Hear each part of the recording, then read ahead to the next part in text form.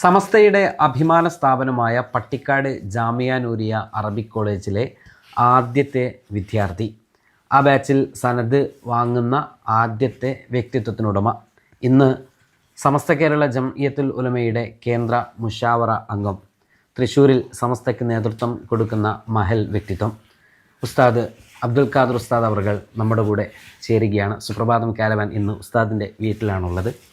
ഉസ്താദെ, ഞങ്ങളൊരു യാത്രയിലാണ്, അതിനിടയിലാണ് ഉസ്താദിനെ കാണാനും കണ്ടുമുട്ടാനും സാധിക്കുന്നത്.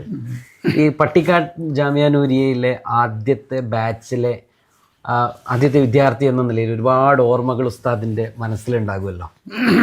അപ്പോൾ അന്നത്തെ ഒരു കാലഘട്ടത്തിൽ എന്തായിരുന്നു പട്ടിക്കാട് ജാമിയ നൂരിയ, എങ്ങനെയാണ് അവിടേക്ക് എത്തിപ്പെടുന്നത് ഉസ്താദ്? ഞാൻ അതിൻ്റെ മുന്നേ പരപ്പരങ്ങാടി പനയത്തിപ്പള്ളിയിൽ കൂട്ടുമല ഉസ്താദിൻ്റെ കൂടെ പഠിച്ചിരുന്നതാണ്.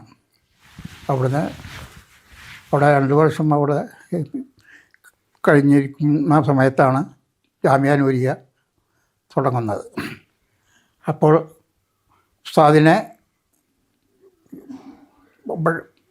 ജാമിയ നൂരിയയിൽ പ്രൊഫസറായി എടുക്കുകയും അപ്പോൾ അവിടെ ഉണ്ടായിരുന്ന വിദ്യാർത്ഥികളിൽ മുതിർന്ന ഞങ്ങളെ കുറച്ച് പേരെ അങ്ങോട്ട് സെലക്ഷൻ പരീക്ഷയ്ക്ക് കൊണ്ടുപോയി.